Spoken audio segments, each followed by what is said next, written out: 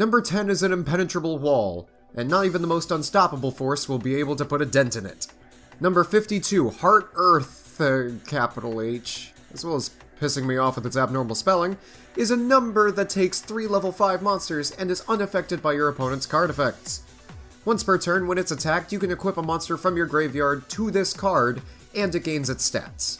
If it would be destroyed by battle, which means it has to be a number monster, just to reiterate, you can send an equip to the grave and burn the opponent for half of the attack of the sent monster.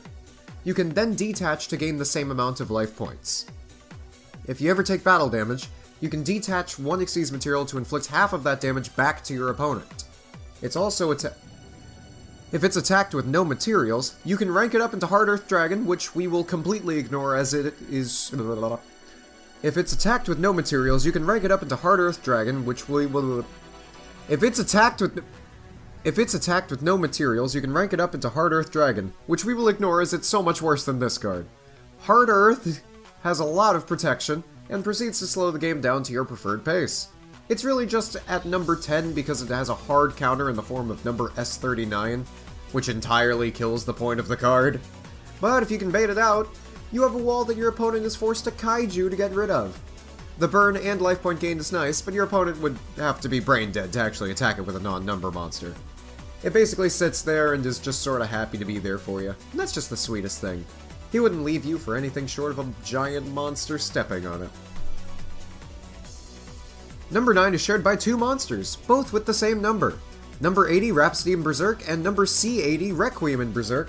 Both have effects similar enough for one to be the evolution of the other, but different enough that they both independently make the list. Number 80, like all anime number monsters, cannot be destroyed by battle except with another number monster, but also has a few other tricks up its sleeve. Adding to its battle protection, number 80 also has a strong graveyard manipulation effect, where once per turn you can detach 1 Xyz material to declare 1 card type, monster, spell, or trap, and when you do, banish all cards of the declared card type from your opponent's graveyard. If that wasn't strong enough, you can also decide to equip it as an equip card to another monster you control, giving it 1200 attack, and if you were to take 1000 or more damage, you can destroy this card instead to take half the damage. Finally, if all of that wasn't already good enough, if you happen to have used the prior effect during your main phase, you can send 1 monster from your hand to the graveyard to special summon this monster from your graveyard. In contrast, number C80, while still having the numbers clause, instead of controlling the graveyard, controls the field. You can detach Xyz material from this card to banish all cards in your opponent's monster card zones or their spell and trap card zones. In addition, number C80, Requiem in Berserk, can actually once per turn target another face-up monster you control and equip itself to that target to gain 2000 attack. If you ranked it up from number 80, Rhapsody in Berserk, it gains the following effects. While this card is equipped to a monster, if the equipped monster battles a monster, that monster's effects are negated. And then the secondary effect is, while this card is equipped to a monster, if the equipped monster would be destroyed, or if you would take damage from a card effect, you can send this card to the graveyard instead. During your main phase, if this card was sent to the graveyard with this effect, you can send 1 card from your hand to the graveyard, special summon this card from your graveyard. And also, funnily enough, they're both considered to be Supreme King cards because of weird translations. The crazy thing is that rank-up magic support is actually used in a high-tier deck considering Phantom Knights, so really this doesn't even sound as gimmicky as it once had. Playing both leads to big equipped spells that disrupt most anything your opponent would want to do anyway, like a better Harpy's Feather Duster. Seriously, how is that fair? Considering Rhapsody was already run in hand artifact trap tricks, or HAT decks, ranking up into something that could make every artifact your opponent had set useless is bonkers, as well as deleting a trap hole or something else like that. Not even to mention Requiem can bring itself back from the dead simply to buff one of your monsters with the power of 2 Acts of Despairs. Really a rank 4 toolbox staple brought to the level of what's beyond, with a number C to boot. Number 8 is a card that, in real life, was the reason Konami finally put an end to the bane of the player base. Dragon Rulers. In the anime, it's possibly even more powerful. Number 95, Galaxy Eyes Dark Matter Dragon, also known as Doesn't Matter Dragon, lives up to its name with the following effect. When this card is Xyz summoned, it gains attack equal to the attacks of the monsters used as its Xyz materials. When this card is special summoned, you can banish any number of dragon-type monsters from your deck. Your opponent banishes an equal number of monsters from their deck. And if this card battles after damage calculation, you can detach Xyz material from this card to make this card attack again in a row. When it battles an opponent's monster, you can banish both the opponent's monster and this card. It's kind of pretty hard to bring out, considering it needs a specific rank up magic to actually come out, as opposed to the real-life version that lands on top of a full armor. But you can banish every dragon in your deck to obliterate your opponent's entire deck list and have a 4K beater. What's not to love? Sure, the real-life one sends to the graveyard, but banishing dragons is fine too. You have recursion for that sort of thing in spades. And may I mention, this card leaves your opponent without any deck to speak of. What, 10 cards? One of them's Upstart? Sure, buddy, you got a chance at winning that one. Number 7 is, who would have guessed, another number monster! Number 23, Lancelot, Ghost King of the Underworld, is a card that would be just as prevalent as real-life Titanic Galaxy if it came out today. Don't believe me? Just look at what this spindly dude can do. Number Clause, and this card can attack your opponent directly. When this card attacks your opponent directly, destroy all monsters your opponent controls with attack equal to or less than double this card's attack. Its attack is 2,000 for reference. During either player's turn, when your opponent activates a card effect, you can detach Xyz material from this card to negate that effect. It's a Raigeki that deals 2,000 to face as well as being a Raigeki, and it's an Omni-Negate that isn't once per turn, and it's not mandatory. No more Doom Caliber Knight-like forced baits here. You can play as well as you like. The phrase is usually Jack of all trades, master of none, but number 23, Lancelot, Ghost King of the Underworld, actually makes me consider the phrase null and void. Board control, protection, and aggressive direct attacking, it does everything just so well! And keep in mind, we're only at number 7. Number 6 is the closest thing you'll get to Numeronius Numeronia being on this list. About time I adjust that, huh? Well, the only way you can actually summon C1000 to then go into imaginary C1000 is with that Numeron card that takes the numbers 1 through 4 to be in the graveyard. Number C1 Shunya banishes them, making it almost always a dead card. Rank 13s are not good, everybody, but they are hype as hell to get out onto the field. Rank 12s, however, they're still neat, especially when we're talking about New Order's 12 Etheric Machis. It's finally not a number monster. Machis can summon every Xyz material attached to it. During the end phase of the turn, attach all monsters special summoned this way back to it as Xyz materials, and then if it leaves the field, destroy any monster special summoned by that effect. This kind of effect is pretty unique, considering that Xyz materials are usually represented as power orbs or something of the like, more as a means to an end than the monster that was used to summon another monster. This card changes that, and also unleashes complete unholy hell upon the opponent for even daring to think you lost card advantage through a rank up. Oh, did Super Dimensional Robot Galaxy Destroyer come out? Destroy 5 set back row, and then I got to summon it right back from the nebulous void of weird rulings that is this overlay network zone thing? Cool, all's good. Not to mention this thing just wins games on its own and proceeds to be the game ender for any spider deck with a rank up. Maybe even Raid Raptors with Doom Force and Shave Force. But there's a much better card for them coming up real soon. Number 5 is another tie between the numbers. This one being number 88, Gimmick Puppet of Leo, and number C88, Gimmick Puppet Disaster Leo. Number 88, Gimmick Puppet of Leo, has the number clause, and once per turn you can detach 1 Xyz material from this card. If this card has detached all of its Xyz materials by its own effect, you win the duel. Keep that wording in mind. Number C88, Gimmick Puppet Disaster Leo, states that it not only has the number clause, but it's also unaffected by other monsters' effects.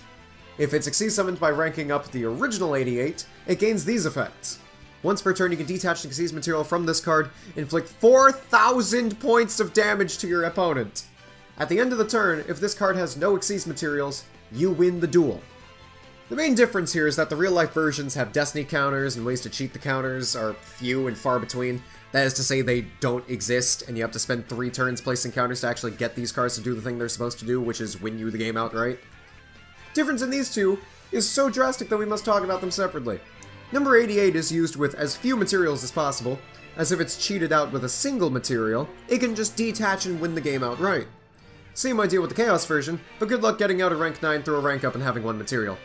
Well, I mean, I brought up the Phantom Knight rank of magic before, and there's a deck in the meta right now known for its spamming out rank 8, so... Granted, the spot is only shared because C88 fits alright into an already established and meta deck, while 88 would fit in perfectly with Raid Raptors because of their insane rank-up magic potential. They can actually have a win condition now, aside from literally searching themselves to the point of annoyance to the opponent. They don't even typically run Doom Force. Why do Raid Raptor players not like good fun cards? Speaking of good fun cards, who doesn't like a meta staple since Legacy of the Valiant? Number 101, Silent Honor Arc Knight. Number 4 on the list is Shark Knight, and my boy over here just got an absurd nerf from the anime. And it was still relevant, so what did it do in the show? Well, it has number claws. Once per turn, detach 1 to yoink 1 monster your opponent controls to replace the detached material. It doesn't target, and even if you want to destroy it, you can detach 1 instead. That is just goddamn insanity. Equip a set card? Sure. Numbers clause that makes its protection even more of an annoyance? Check. It can do this once per turn because it needs to detach only 1 material? Yup. Shark Knight may not be the craziest card on the list, but the absurd buff from real life from the card that actually saw an obscene amount of play in just about every deck and archetype for a couple years? Yeah, that card would be played everywhere. Number 3 is all of the above about Shark Knight, but even more so. Bahamut Shark, wow, we're actually getting a lot of sharks on the list today, is the same as real life, except it can summon any rank 3 or lower monster, and it's generic. What? Any deck can make a tree toad. All of them can. Not to mention that every deck can make any rank 1, 2, or 3 for absolutely free, and nothing you can do or say can stop them. Well, maybe some traps, but other than that, absolutely nothing you say or do can stop them. This card was used in meta decks with a harsh and strict summoning requirement for both the effect and for himself. Remove those restrictions and you've got some wacky plays coming out of the leftist of fields. Not much else to say, other than I don't know how many more videos I have to make before we all collectively respect the Toad. He can be used to break just about any card wide open, apparently. Please do vote in the poll at the top right of the screen, just to show me that you respect the Toad. You know which answer must be chosen. Number 2 is straight up abusive. Like, not even Michael Vick abusive, closer to O.J. Simpson. Don't believe me? How do you like a number monster with the fan favorite number of all time that has the effect of being a skill drain on legs, copying the effects of your opponent's monsters to steal for itself at all times as a continuous effect, and also it can pop a card when your opponent attacks. Oh, and by the way, it can just straight up not be destroyed by card effects. What a fair and balanced card. Certainly would see play in only some decks, and no one loses entire games because their opponent decided that their monsters were so good that they should just take them all. What a card that would not cause brain hemorrhaging and people to straight up quit the game. Number 69, Heraldry Crest, is also so incredible that C version is just kind of okay, but still objectively worse than the original. Also, number 69. Ha ha ha, that's the funny number. Ha ha ha ha ha. Number 1 is a flashback to the best anime card ever. As I have previously stated in another video, go and be sure to watch that video. It's in the cards right now on screen.